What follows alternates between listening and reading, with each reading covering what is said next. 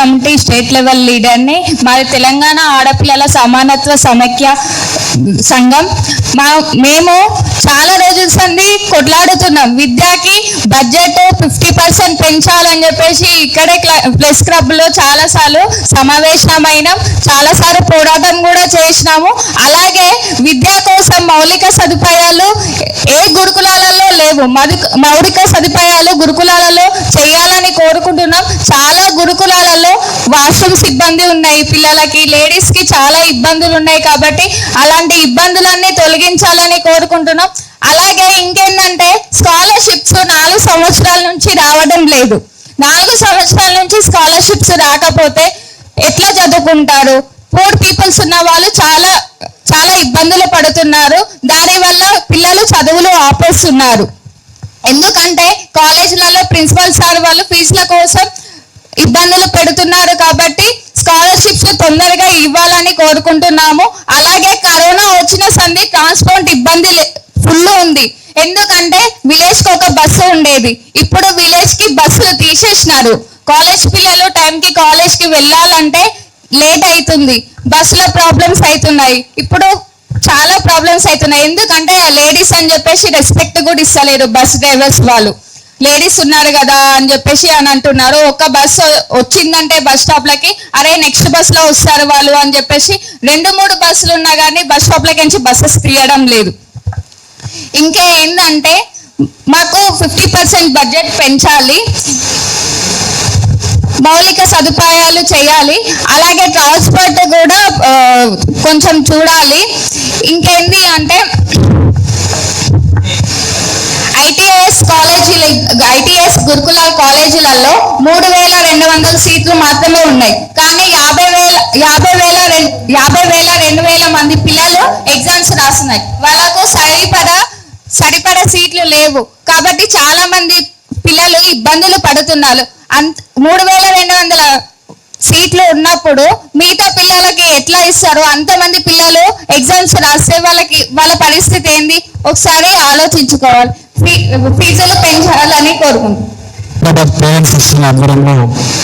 నాణ్యమైన విద్య, ఫీజుల నియంత్రణ, ప్రభుత్వ పాత్ర అనే అంశంపై రౌండ్ టేబుల్ సమావేశం నిర్వహిస్తున్నటువంటి అధ్యక్ష వర్గమైనటువంటి MB foundation chairman Venkatesh sir గారికి, ఈ రౌండ్ టేబుల్ సమావేశంలో హాజరైనటువంటి తెలంగాణ రక్షణ సేన అధినేత్రి అక్క కవిత గారికి, ప్రొఫెసర్ రామ్ శెఫర్డ్ గారికి, అదేవిధంగా విద్యార్థి మిత్రులు పీడిఎస్, ఎస్ఎఫ్ఐ, దాంతోపాటు వివిధ విద్యార్థి సంఘాలకు, అదేవిధంగా ప్రజా సంఘాలకు, తల్లిదండ్రుల సంఘాలందరికీ ఏఐఎస్ఎఫ్ రాష్ట్ర సమితి పక్షాన విప్లవాభినందనలు తెలియజేస్తున్నాను. మిత్రులారా, ప్రభుత్వాలు మారుతున్నా విద్యార్థి జీవితాలు మారడం లేదు.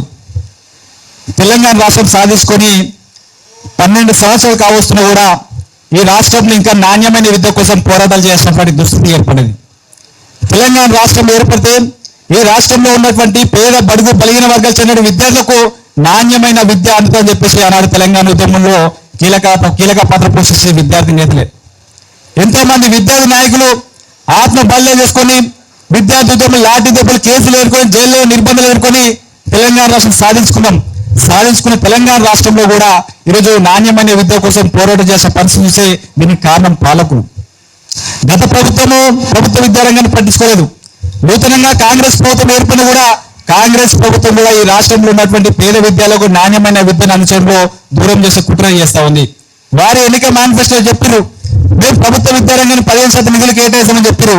15% కాదు, కనీసము దాంట్లో 7%, 8% నిధులు కేటాయించి ఈ రాష్ట్రంలో ఉన్నటువంటి ప్రభుత్వ విద్యారంగాన్ని ధ్వంసం చేసే విధంగా పేద విద్యలకు విద్యను దూరం చేసే కుట్ర ప్రయత్నం చేస్తామని.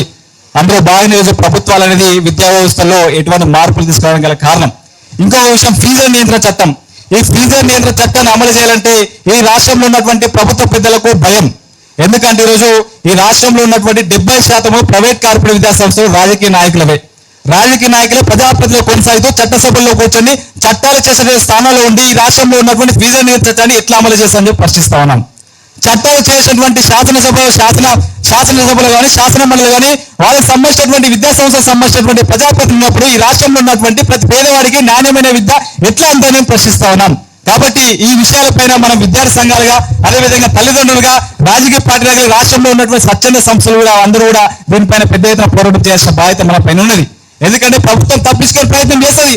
ప్రభుత్వం ఇప్పటికే విద్యా కమిషన్ వేసినామని చెప్తోంది. విద్యా కమిషన్ సిఫారసు చేసింది ఫీజు నియంత్రణ చట్టాన్ని అమలు చేయాలని చెప్పేసి దానిలో అనేకమైన ప్రతిపాదనలు చేసింది. ప్రతిపాదనలు చేసినప్పుడు ఎందుకు దానిపై మీరు చర్యలు తీసుకోరు, ఎందుకు దానిపైన మీరు కంపెనీలు వేసి ఎందుకు దానికి సంబంధించినటువంటి క్షేత్రస్థాయిలో ఎందుకు విద్యాశాఖ అధికారులు మీరు ఎందుకు ఆదేశాలు ఇవ్వాలని చెప్పేసి రేవంత్ రెడ్డి గారు ప్రశ్నిస్తా ఉన్నాం.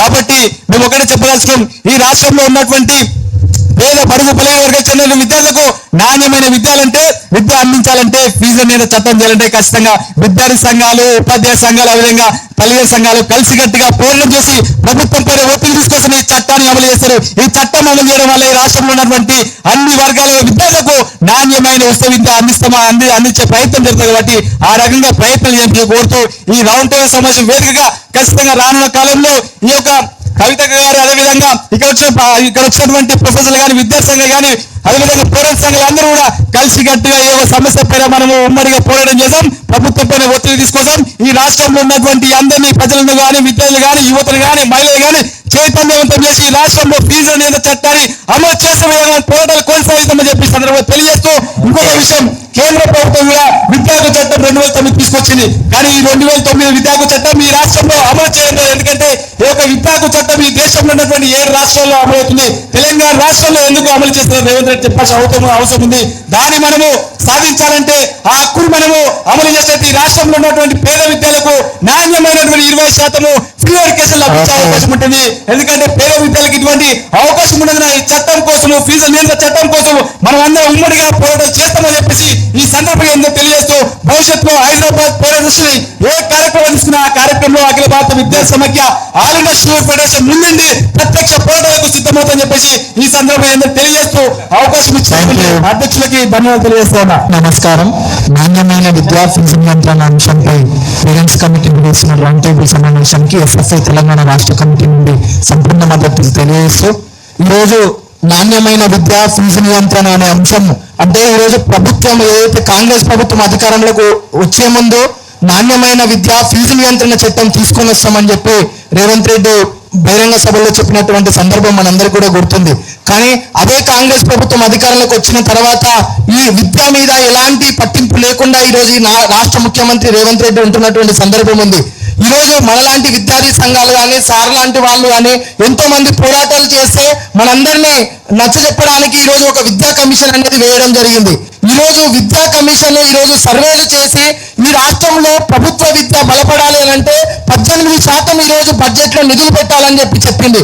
కానీ ఈరోజు ప్రభుత్వం వేసినటువంటి విద్యా కమిషన్ చెప్పినటువంటి ఏదైతే 18% నిధులు ఏదైతే ఉందో ఈరోజు అది పెట్టినటువంటి వాళ్ళు కమిషన్ ఇచ్చినటువంటి రిపోర్టు 2 వారాల తర్వాత బడ్జెట్ సమావేశాలు జరిగితే అందులో కేవలం 6% మాత్రమే ఈరోజు నిధులు పెట్టింది. అంటే మనం అందరం అర్థం చేసుకోవాల్సింది ఏంటంటే ఈరోజు కాంగ్రెస్ ప్రభుత్వం ఏదైతే చెప్తా ఉందో చెప్పింది ఏది కూడా ఈరోజు చేయనటువంటి పరిస్థితి ఉంది. ఇదే కాకుండా ఈరోజు తెలంగాణ రాష్ట్రంలో ఫీజు నియంత్రణ చట్టము ఈరోజు ఉంది. కానీ ఏ ఒక్క ప్రైవేట్ స్కూల్స్ లో కానీ ఈ ఫీజు నియంత్రణ చట్టం అనేది ఈరోజు ఇంప్లిమెంట్ చేయనటువంటి పరిస్థితి ఉంది. కాబట్టి ఈరోజు తెలంగాణ రాష్ట్రంలో ప్రతి సంవత్సరం విద్యా సంవత్సరం ప్రారంభమైందనంటే మనలాంటి విద్యార్థి సంఘాలు కానీ, అదేవిధంగా ఈరోజు పేరెంట్స్ కమిటీలు కానీ ఇలాంటి రౌండ్ టేబుల్ సమావేశాలు ఎన్నో పెడతా ఉన్నాం. కానీ మా ఎస్ఎఫ్ఐ నుండి సూచన ఏంటంటే ఈ నాణ్యమైనటువంటి విద్యా ఫీజు నియంత్రణ చట్టం వచ్చేంత వరకు అందరం కలిసి పోరాటం చేస్తేనే ఇది సాధ్యమవుతుందని చెప్పి ఎస్ఎఫ్ఐ తెలియజేస్తూ ఈ అవకాశం ఇచ్చినటువంటి వెంకటరెడ్డి సార్కి ధన్యవాదాలు. జనార్దన్ సార్.